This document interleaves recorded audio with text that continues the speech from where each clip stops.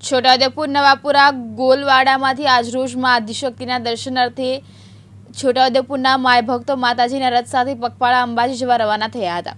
છોટાઉદેપુરથી છેલ્લા ઘણા વર્ષથી નિયમિત ઉપડતો શ્રી આદિશક્તિ પદયાત્રા સંઘ છોટાઉદેપુરથી પગપાળા રવાના થયો હતો, જેમાં મોટી સંખ્યામાં માય ભક્તો જોડાયા હતા અને છોટાઉદેપુરથી 350 કિલોમીટર પગપાળા જવા રવાના થયા હતા। ગામ લોકો દ્વારા વાજતે ગાજતે અને ભારે શ્રદ્ધા અને આસ્થા સાથે આદિશક્તિ પદયાત્રા સંઘને અંબાજી તરફ રવાના કરવામાં આવ્યો હતો।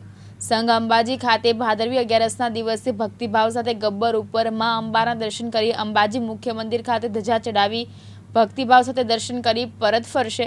છોટાઉદેપુરથી નીકળતો શ્રી આદિશક્તિ પદયાત્રા સંઘ દર વર્ષે અંબાજી જાય છે, જેમાં છોટાઉદેપુરથી અંબાજીના રસ્તામાં આવતા 10 જેટલા ગામોમાં રાત્રિ વિસામો લેવામાં આવે છે અને માં અંબાની આરાધના તથા ગરબા અને ભજનો કરવામાં આવે છે।